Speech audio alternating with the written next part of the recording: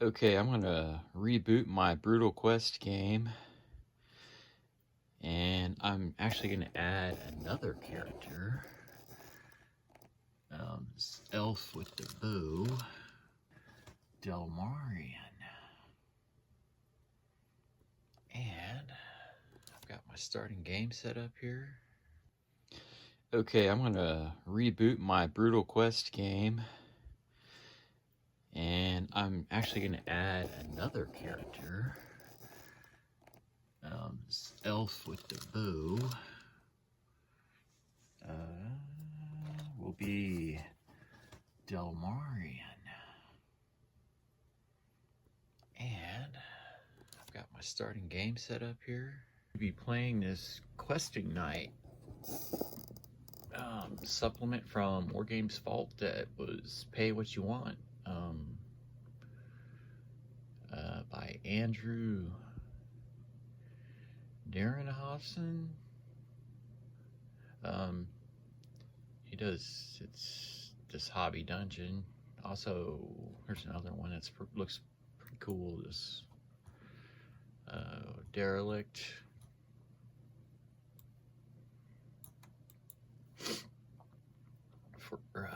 Derelict for Planet 28, going through old spaceships.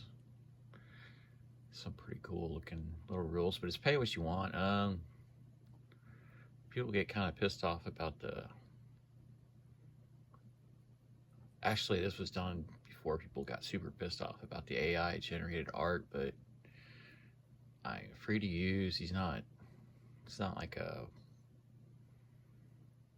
publication where he's trying to make a buck or whatever. So, I mean, and it's pay what you want, which is essentially free if you want. And the rules are pretty solid. Just a little bit of add-on, but I'm not playing that right now. I'm playing this one, Questing Night. So we're going to be trying to deliver a reliquary, like the Holy Grail, or like Monty Python, the Holy Grail. Yeah, I can't see that. I'm going to have like a non-fighter guy in the middle. He's carrying this beaten brass old book that needs to be put in a specific place. His name is going to be Dietrich, and he's a monk. He does not fight or anything. He just carries. He's gonna try to attach to one character, and he just kind of follows him around. His goal is to protect the book. It's going to be right here in the middle. Let's see. All right. So we've got Delmarian, the kind of ranger elf character. There's Cormac the youthful, Cormac the hopeful youth. Riavana, that's kind of his big sister. That is Dietrich. He doesn't really fight. He just carries the book, which is like the beaten brass tablets from some ancient culture or society or whatnot. Chario of the East, he's kind of like a thief or an assassin type character. Valengrim and Otto the Pyromancer, they are Valengrim's company. Okay, some rules specific to this campaign. If the character is in combat, they will continue to fight until they are, or their opponent is slain, so they won't retreat. The enemy will try and shoot if possible, or do an action. If not, then it will try and move towards the reliquary or the nearest character. Enemy is going to try and get the reliquary and then attempt to move off the table. So yeah, it's about. Oops, that's not a touchscreen. I'm used to using a touchscreen here. Okay, there's the stats. And that's kind of the beginning setup right there. And that's what I've got. This is the Necromancer. Those are kind of undead ghouls in my on my board. I'm using ghouls. Okay, Dietrich's in the middle, and then I have 3 characters on each side protecting him. And that's how it's going to start. Okay, this game is going to take place on the Isle of No Name right here in the middle. There is one city called Red Cove where there's a bunch of like Grandma Worm Tongue type people that live there, and I guess probably pirates are the bravest of merchants probably come in here, and I mean they still got to eat and they still need herbs and a few different supplies and that. So there's one little settlement called Red Cove, but we're going to sneak in somewhere else because, well, we want to try and enter unnoticed to achieve our goal. Okay, there's the yellow Necromancer. Some of the ghouls are creeping out of the edges here. I knocked over some trees. They're kind of behind trees and clumps of whatever debris and columns. I'm gonna roll to see. I'm gonna roll for the Necromancer and the ghouls separately to see what order they go. All right, 7. So the ghouls are gonna move actually first, and then crap. Okay, the ghouls have a movement of 3, so their double move is going to be 6. So I'm just going to go ahead and move them all forward. Also, Valen has agility of 4, and the wizard rolled a 4, but Valen has a higher awareness.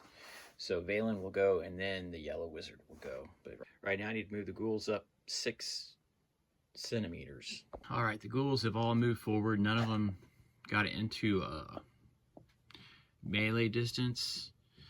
The goal of this scenario is to take out the yellow Necromancer, or the wizard in yellow, we'll call him. The Necromancer in yellow. Every turn that we do not take him out, more ghouls will arrive. Just like a constant shift of ghouls coming in to attack us. So let's go rock and roll.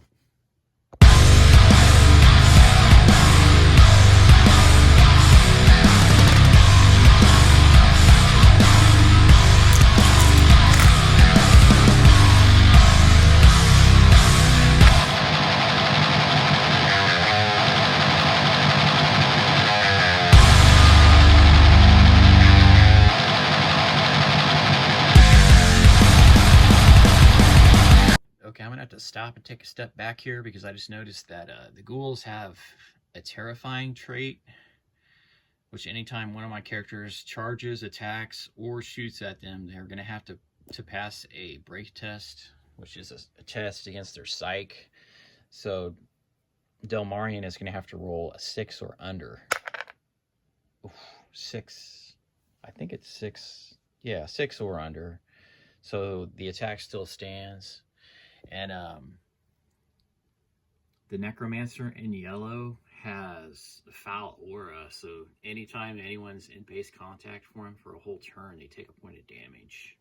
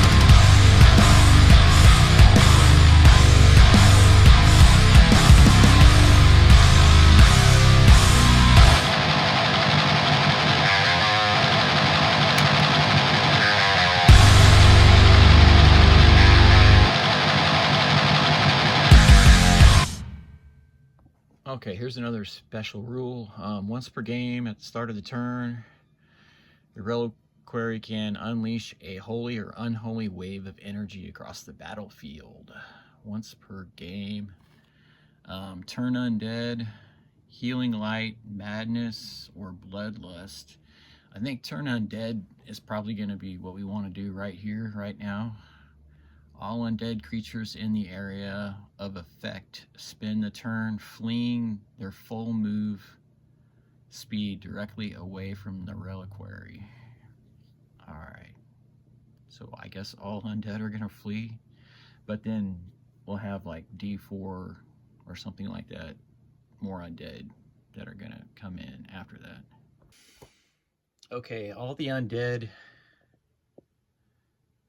fleed back that were on the table, but we've got 4 more that are entering the board from here.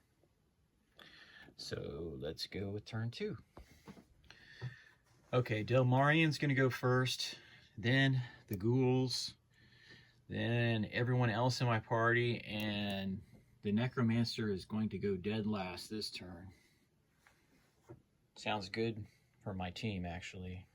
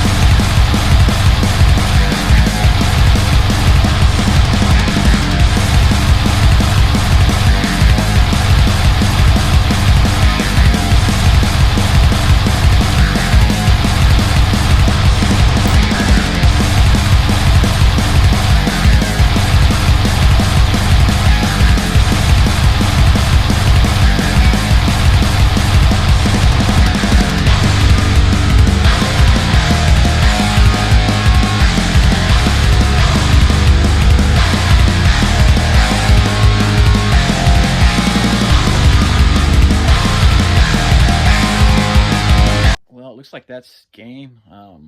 They did not kill the necromancer and get the amulet, but they still, I mean, they didn't lose anyone. They still won. On to the next game. Who was it? Yeah, I think Delmarian got 6 brutality points, so Delmarian will be able to increase 1 skill by 1 point. If you watch this, thanks for watching, and be kind to people. Unless they're an a-hole, then just ignore them. Thanks. Later.